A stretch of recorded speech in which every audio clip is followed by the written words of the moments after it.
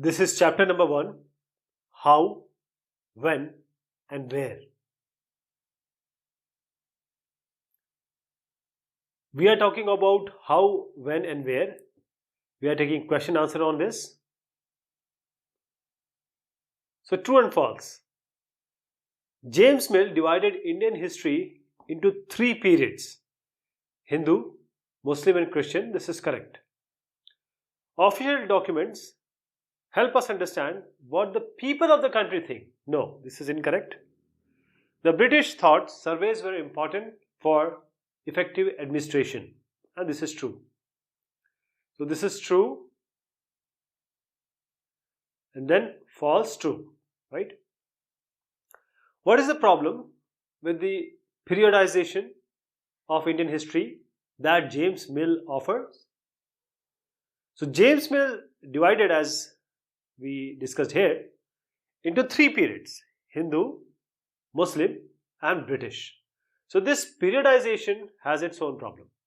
It is difficult to refer to any period of history as Hindu or Muslim because a variety of faiths existed simultaneously in these periods. So it is not justified to characterize an age through the religion of the rulers of that time.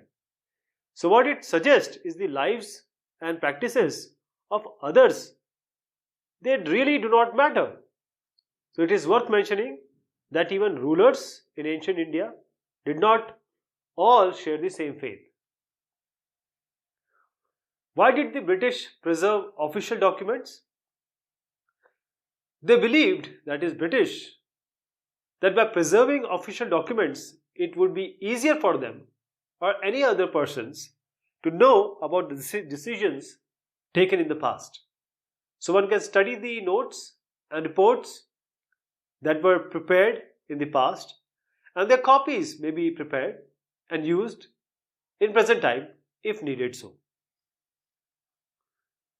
How will the information historians get, or information historians get, from old newspaper be different from that found in police reports?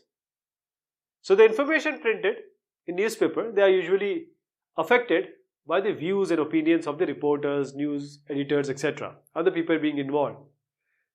But what historians find in these police reports are usually true and realistic. Can you think of examples of surveys in your world today?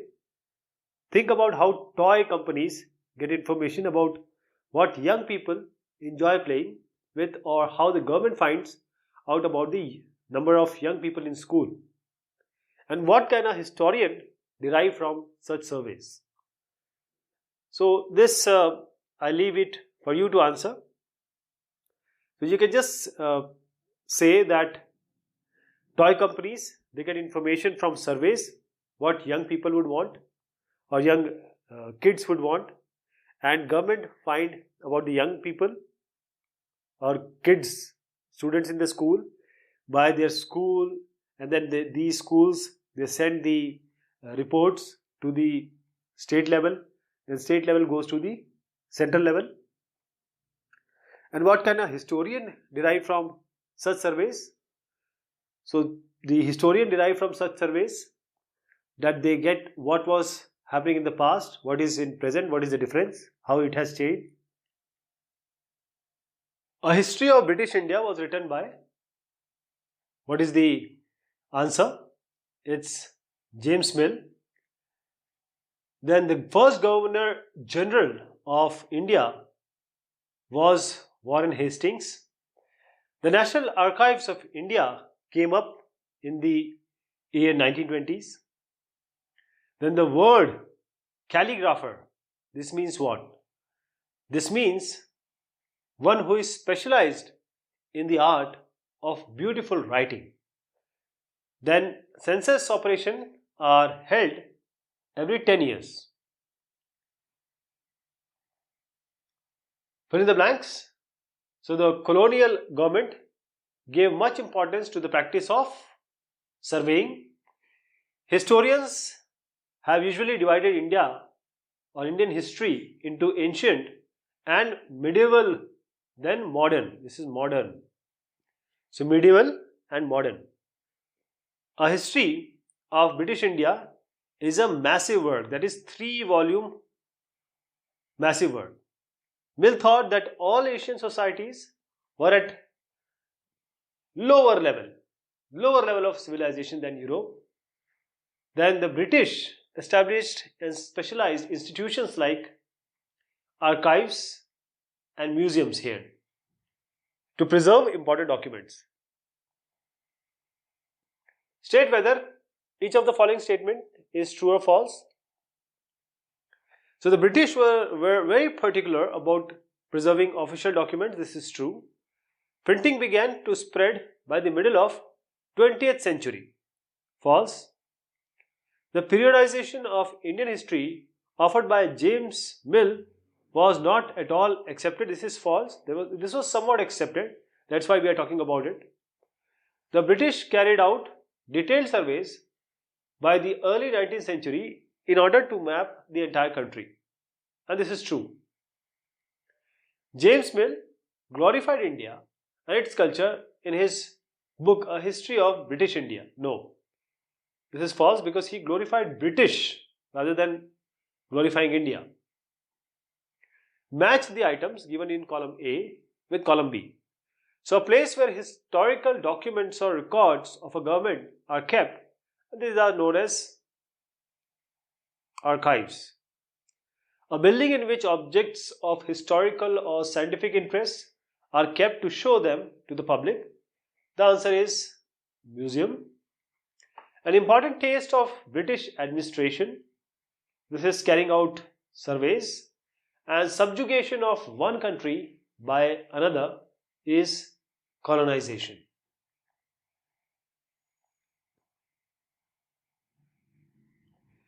Name the events for which specific dates can be determined. Say the year king was crowned, the year he got married, the year he had a child, the year he fought a particular battle, or year he died. So these are certain events where specified dates can be determined. What was an important aspect of histories written by the British historians in India? So the rule of each Governor General was an important aspect here. Who was James Mill? So he was a Scottish economist and political philosopher, and he is known for his book A History of British India. What was Mill's opinion about the Asian societies? So in Mill's opinion, all the Asian societies were at lower level of civilization than Europe. What evil practices, according to James Mill, dominated the Indian social life before the British came to India?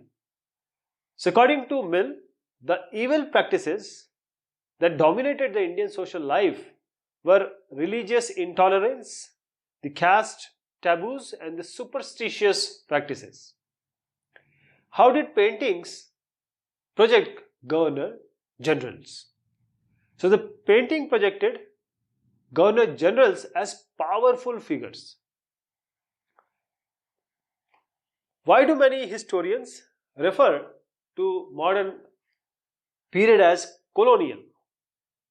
This is because under British rule, people did not have equality, freedom, or liberty. That is the symbols of modernity.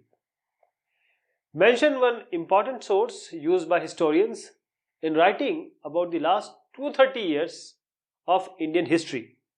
This is the official records of British administration. What is done under census? It records the number of people living all the provinces of India and gathers information on caste, religions, and occupation. What do official records not tell? The official records do not tell what other people in the country felt or what lay behind their actions. So the normal or ordinary people, what they felt was not known or cannot be known by this. Why do we try and divide history into different periods? We do it in order to capture the characteristics of a time its central features as they appear to us. How did James Mill view India? James Mill did not cherish any positive idea about India. He has the opinion that all Indian societies were at lower level of civilization than Europe. So according to his telling of history, before the British came to India, the Hindu and Muslim, they ruled the country.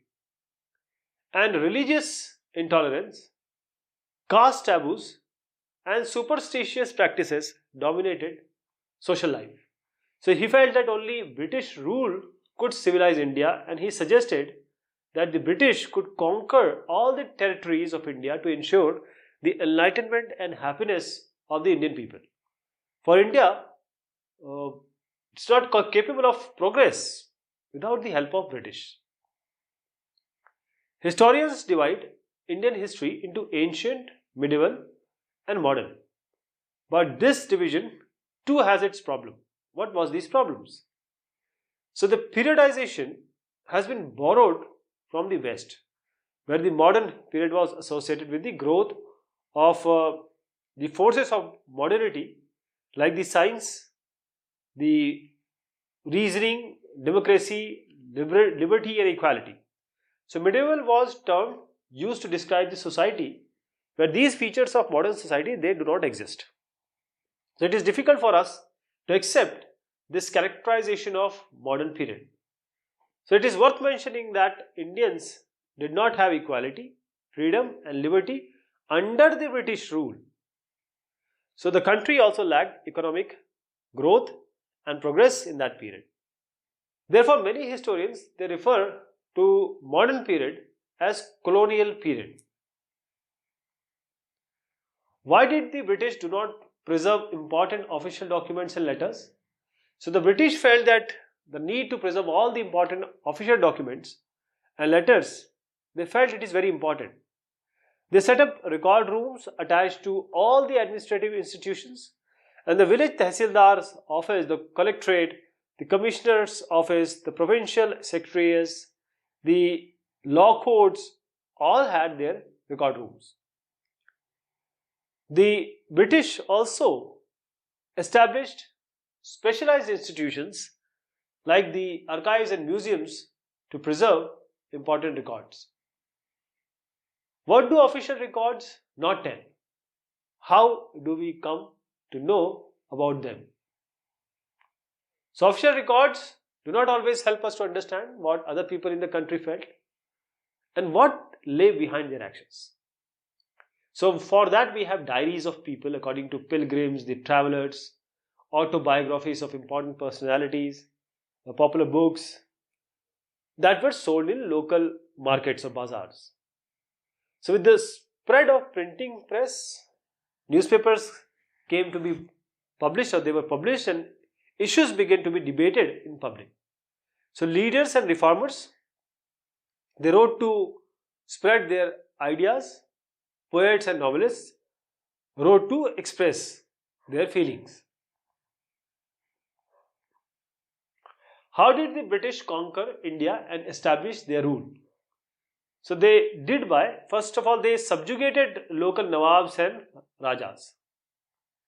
Then they established control over the economy and society, collected revenue to meet all their expenses, bought goods they wanted at very lower price, and produced crops they needed for export. They brought changes in rulers and the tastes, customs and practices.